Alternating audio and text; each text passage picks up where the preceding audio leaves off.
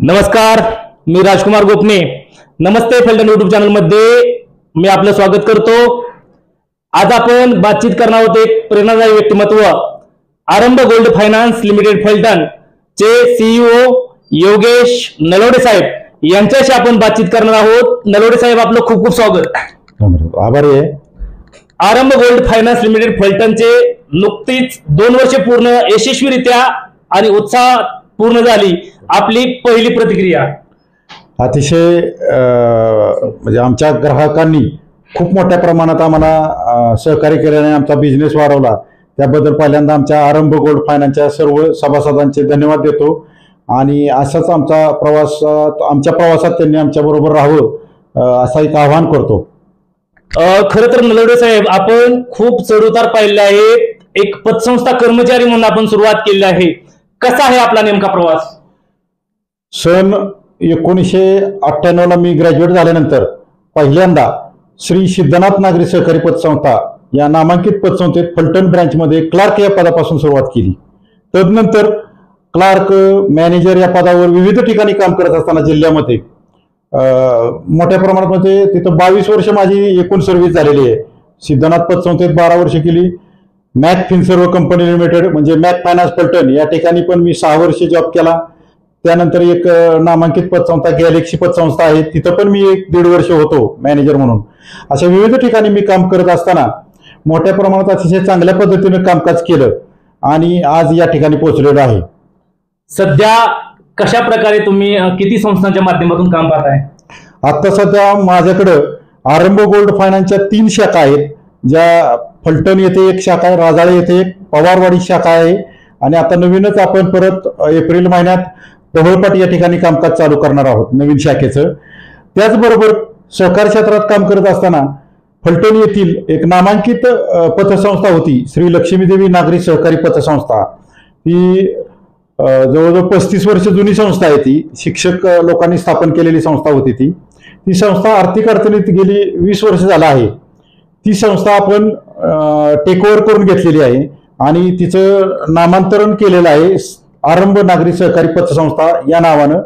आणि त्या लोकांच्या ज्या ठेवी होत्या, ज्या गेली 15 ते 20 वर्ष लोकांना 1 रुपयाही मिळत नव्हता, त्या ठेवी आपण आजपर्यंत 70 लाख रुपये ठेवी लोकांना आपण दिल्या. आणि कर्ज वसुलीबाबत आपण ज्या वसुलीच्या संदर्भात ज्या कायदेशीर गोष्टी आहेत त्याची पूर्तता करून आज आपण ती वसुलीच्या संदर्भात कामकाज चालू आहे. लोकांना चांगल्या पद्धतीने सेवा देण्यासाठी आपण ती संस्था घेतलेली आहे आणि सहकारात एक उत्तम प्रकारचं काम करण्याचा प्रयत्न तुमच्या सगळ्यांच्या सहकार्याने करण्याचा प्रयत्न करणार आहोत. एक चॅलेंज स्वीकारणारा योगेश नलोडे असं तुमच्याकडून पाहिलं जातं. सुरुवातीपासूनच तुम्ही चॅलेंज स्वतः टार्गेट ठेवून काम केलेलं आहे. निश्चितपणे माझ्या आयुष्याचा जर प्रवास पाहिला तर मी सिद्धनाथ पतसंस्थेत काम करत असतानाच विविध व्यवसाय पण केले. त्यात पहिल्या प्रथम आपण 2003 साली मी बारामती येथे एक हॉटेल व्यवसाय चालू केला होता. मोठ्या प्रमाणात हॉटेल होतं माझं, ते पार्टनरशिपमध्ये होतं. तदनंतर 2005 साली मी राजाळे येथे आमच्या शेतामध्ये एक गोट फार्म केलेला होता. तो पण मोठ्या प्रमाणात होता. 100 गोट फार्मचा शेळ्यांचा गोट फार्म होता. तो पण आपण चालू केला. तदनंतर मी फलटण येथे 2017 साली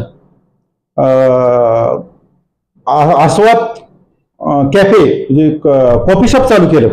तर आस्वाद कॉफी शॉप या नावानं 2 कॉफी शॉप माझी फलटणमध्ये होती, ती पण मी केली. या अशा विविध व्यवसायात मी काम करत असताना मला यश अपयश येत गेलं आणि ती अपयश पचवत पॉझिटिव्ह राहून मी आजपर्यंत या ठिकाणी पोहोचलेलो आहे आणि मी कधीही निराशाच्या गर्दीत सापडलो नाही. प्रचंड प्रमाणात मी आर्थिक नुकसानही सहन केलेलं आहे, पण आजपर्यंतच्या माझ्या या जीवनात मी कधी कोणाला 1 रुपयाला फसवलं नाही, कोणाला धोका दिला नाही आणि अतिशय प्रामाणिकपणे काम करत राहिलो. त्याचं आज हे फळ मला निश्चितपणे मिळत आहे. आज माझ्यावर एवढा मोठ्या लोकांचा विश्वास आहे. आज माझ्याकडे 7 कोटी रुपयांच्या ठेवी आहेत. एवढ्या मोठ्या प्रमाणात ठेवी 2 वर्षात ठेव संकलन करणं सहकारात किंवा प्रायव्हेट सेक्टरमध्ये सोपं काम नाही. त्या पदावर तिथपर्यंत आपण पोहोचलेलो आहे. मला योगेश नलोडेंची सुरुवात, गाव, कुटुंब आणि शिक्षण त्याच्याविषयी माहिती पाहिजे जरा.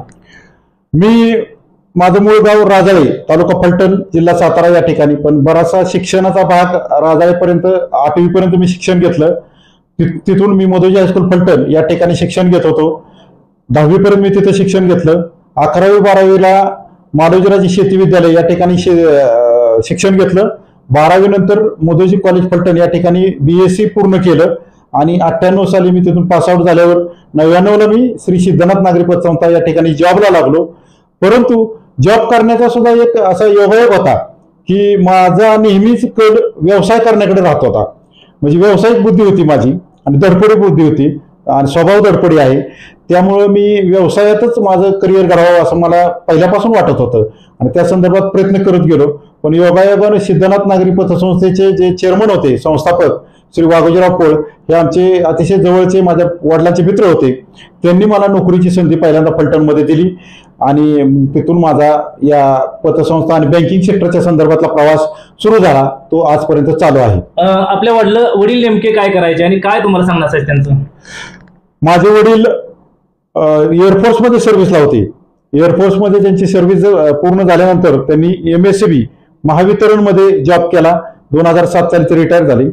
अतिशय म्हणजे ते माळकरी होते.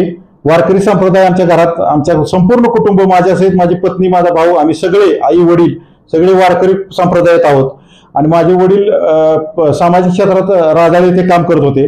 पारायण मंडळ आहे, ज्ञानेश्वर पारायण मंडळ आहे, गाथा पारायण मंडळ आहे, अशा विविध ठिकाणी ते फाउंडर मेंबर आहेत आणि आजपर्यंत त्यांचं काम तिथपर्यंत होतं. 2019ला त्यांचं दुःखद निधन झालं, परंतु त्यांची प्रेरणा नेहमीच राहते. आजपर्यंतच्या प्रवासात सामाजिक काम करत असताना नेहमीच त्यांची आठवण येते आणि त्यांच्या पावलावर पाऊल ठेवून प्रामाणिकपणे काम करण्याचा प्रयत्न चालू आहे. खरं तर राज्य सरकार, केंद्र सरकार यांच्या कर्जमाफीच्या धोरणानंतर अनेक संस्था अडचणीत आल्या. मात्र योगेश नलवडेंनी चॅलेंज स्वीकारलं आणि आरंभ गोल्ड फायनान्स स्थापन करून दमदार पाऊल टाकून यशस्वीरित्या आपण ठेवी गोळा सुरू करायला सुरुवात केली. कसं तुम्हाला या ठिकाणी लोकांना तुम्ही कसं कन्व्हिन्स केलं?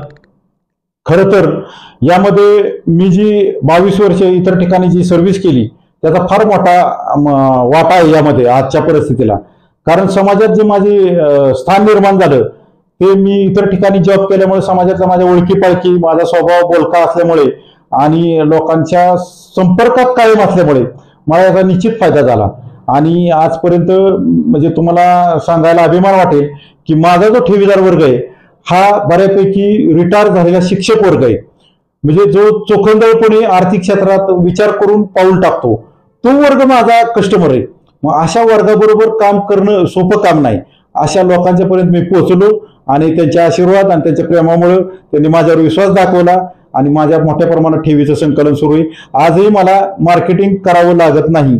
बऱ्यापैकी लोकच माझ्याकडे येतात की साहेब माझे पैसे तुमच्याकडे सुरक्षित राहणार आहेत आणि मी त्यांना एकच खात्री देतो की मी या खुर्चीवर असू नाहीतर नसू तुमचा 1 रुपयाही बुडणार नाही. कारण मी फक्त सोने तारण कर्जच वाटप करतो, मी इतर कर्ज वाटत नाही. लोकांच्या अडीअडचणीला मदत करण्यासाठी मी सोने तारण हा व्यवसाय बऱ्यापैकी माझ्या मोठ्या प्रमाणात चालू आहे. कसा आहे आपला ठेवीचा व्याजदर, कसा आहे कर्जाचा व्याजदर, कसा आहे? ठेवीचा व्याजदर माझा मुदत ठेवीचा व्याजदर 8% ते 11% आहे आणि कर्जाचा व्याजदर 16% 24% आहे, जो की सर्वसामान्य लोकांना परवडणार आहे, ठेवीदारांना फायदा देणार आहे. ग्रामीण भागात जे सोने तारण कर्ज केलं जातं ते मोठ्या प्रमाणात खाजगी सोनारांकडे, सावकारांकडे केलं जातं. त्यांचा व्याजदर मासिक 2% ते 3% असतो, म्हणजे वार्षिक 24% ते 36% असतो. त्या म्हणजे त्या कस्टमर जे आहेत, ग्रामीण भागातले जे लोक आहेत, त्यांना त्यांचं आर्थिक नुकसान होऊ नये यासाठी खरं तर मी या आरंभ गोल्ड फायनान्सची स्थापना केली आणि आज लोकांना सेवा देत आहे. मोठ्या प्रमाणावर माझा ग्राहक वर्ग आहे. भविष्य काळात काय नियोजन आहे नेमकं आपलं? भविष्यामध्ये आता सध्या माझ्या 3 ब्रँचेस आहेत. 4थी ब्रँच माझी ढवळपाटी या ठिकाणी आहे. भविष्यात फलटण तालुक्यामध्ये आणि आसपास 10 ब्रँचेस करून 50 कोटीचा व्यवसाय करण्याचं या 5 वर्षातलं आर्थिक नियोजन आहे. मी नेहमी काम करत असताना पेपरवर्क करतो. पेपरवर माझं काम असतं. माझ्याबरोबर मला साथ देणारा माझा कर्मचारी वर्ग आहे मोठा. माझ्याबरोबर असलेलं माझं संचालक मंडळ, जे की माझे मित्रमंडळ आहेत, त्यांचाही फार मोठा या ठिकाणी वाटा आहे माझ्या व्यवसायामध्ये. माझं कुटुंब, आमच्या संस्थेच्या चेअरमन सौ पूनम नलवडे या माझ्या धर्मपत्नी आहेत, त्यांचा पण फार मोठा वाटा आहे. अशा पद्धतीनं आम्हा सर्वांना घेऊन खेळीमेळीनं मी हा व्यवसाय पुढे नेतोय आणि अतिशय प्रामाणिकपणे या ठिकाणी मी काम करत आहे. एक अवसानात निघालेली पतसंस्थाही तुम्ही चालवायला घेतली आहे, लवकरच त्याचा शुभारंभ करताय. बरोबर आहे. जी मी मगाशी सांगितलं तुम्हाला की श्री लक्ष्मीदेवी नागरी सहकारी पतसंस्था जी पूर्णपणे आर्थिक अडचणीत होती, जी लोकांना ठेवी देऊ शकत नव्हते, ती संस्था मी आर्थिक अडचणीत असलेली संस्था मी चालवायला घेतली. आज माझं संचालक मंडळ आणि मी त्या ठिकाणी व्यवस्थापक या पदावर काम करतोय. ती करत असताना फार मोठं मी डेअरिंग या ठिकाणी केलं आणि मी 1 वर्षाच्या आत 60 ते 70 लाख रुपयांच्या ठेवी लोकांच्या परत दिल्या आणि कर्ज वसुलीच्या संदर्भात माझा प्रयत्न चालू आहेत. सदर संस्थेचं मी नामांतरण पण केलेलं आहे. तिचं नाव बदलून आरंभ नागरी सहकारी पतसंस्था मर्यादित फलटण या नावाने आपण तिचा नवीन व्यवसाय आणि नवीन शुभारंभ 2 एप्रिल 2024 रोजी मनोजदादा जरांगे पाटील यांच्या हस्ते करण्याचा मानस आहे आणि त्या पद्धतीनं अतिशय चांगल्या पद्धतीचं कामकाज करून त्या संस्थेचं ऑफिस पूर्ण एसी असणार आहे, वातानुकूलित असणार आहे. तिचं नुसतं मॅनेजरचं चेअरमनचंच केबिन एसी नसणार आहे, तर येणाऱ्या प्रत्येक ग्राहकाला तिथं अतिशय चांगल्या पद्धतीचं वातावरण निर्माण करून त्यांना सर्व्हिस देण्याचा प्रयत्न करणार आहे. आणि लवकरच फलटण तालुक्यांमध्ये अग्रगण्य पतसंस्था जिला कार्यक्षेत्र जिल्हा कार्यक्षेत्र आहे ऍक्च्युली त्या संस्थेला, ती संस्था जिल्ह्यात नामांकित आणि अतिशय मोठ्या प्रमाणात काम करणारी संस्था म्हणून आपण तिला नावारूपाला आणणार आहोत. ठेवीदारांसाठी आणि कर्जदारांसाठी काय आवाहन कराल? ठेवीदारांसाठी 100% आपण आमच्याकडेच ठेवी ठेवाव्यात. त्याचं कारण असं आहे की तुमच्याकडे असणार आमच्याकडे तुम्ही ठेवलेल्या ठेवी अतिशय सुरक्षित राहणार आहेत. आणि कर्जदारांसाठी दुसऱ्या इतर बँकांपेक्षा आम्ही सोने तारांसाठी जास्तीत जास्त रक्कम कर्ज म्हणून देतो. जिथं की नॅशनलाइज बँका किंवा इतर पतसंस्था 35 ते 40 हजार रुपये प्रतितोळा देतात, तिथं आपण 50 हजार रुपये प्रतितोळा या पद्धतीने कर्ज देतो. आणि लोकांच्या ज्या आर्थिक अडचणी आहेत, ज्यांना मोठ्या प्रमाणात रक्कम लागते की मला आर्थिक अडचण त्या 40 हजारात भागणार मला 50 पाहिजेत, अशा लोकांसाठी आपण या ठिकाणी 50 हजार रुपये प्रतितोळा कर्ज देऊन त्यांच्या समस्यांचं निरसन करण्याचा प्रयत्न करतो आणि त्यांचं आर्थिक जीवनमान उंचावण्यासाठी प्रयत्न करतो. सामाजिक कार्यात आपण नेहमीच अग्रेसर असता. बरोबर आहे. मी 1995 पासून आमचे राजाळे येथील रसिक कला क्रीडा व सांस्कृतिक मंच नावाचं एक आमचं मंडळ आहे तरुणांचं. म्हणजे त्यावेळी आम्ही तरुण होतो, नुकतंच ग्रॅज्युएट 12वीला होतो माझ्या हिशोबाने त्यावेळी. तर त्यावेळेपासून आम्ही त्या रसिक मंच माध्यमातून मौजे राजाळे या ठिकाणी सलग व्याख्यानमाला भरवत होतो. गेले 10 वर्ष आम्ही तिथं व्याख्यानमाला भरवली गेली. त्या माध्यमातून इतरही सामाजिक कामं करत गेलो. म्हणजे गाव पातळीवर काही चांगली कामं करत असताना वर्गणी गोळा करणे किंवा स्वतःच्या खर्चातून आम्ही लोकांनी मित्रमंडळांनी काही कामं केली. आणि शिवाय या संस्थेच्या माध्यमातून आता सध्या मी सामाजिक काम करत आहे. राजाळे येथील श्री जानाई हायस्कूल राजाळे यांच्या ज्या तालुकास्तरीय स्पर्धा झाल्या त्यांच्या खेळाडूंसाठी 100 टी-शर्टचं वाटप आपण या आमच्या कंपनीच्या माध्यमातून केलेलं आहे. तसेच गेली 2 वर्ष झालं राजाळे येथील महिलांना एक व्यासपीठ निर्माण व्हावं, त्यांना एक सुखाचा आनंदाचा झरा निर्माण व्हावा या माध्यमातून यासाठी आम्ही आमच्या संस्थेच्या माध्यमातून तिथं होम मिनिस्टर नावाचा खेळ पैठणीचा हा खेळ गेली 2 वर्ष झालं हा प्रयोग आम्ही तिथं करत आहोत. आणि त्या माध्यमातून मनोरंजनाचं एक साधन महिलांना त्यांच्यात असलेले कलागुण बाहेर यावेत आणि त्यांचं स्टेज डेअरिंग वाढावं अशा पद्धतीचे प्रयत्न करून आम्ही त्या बाबतीतही काम करत आहोत.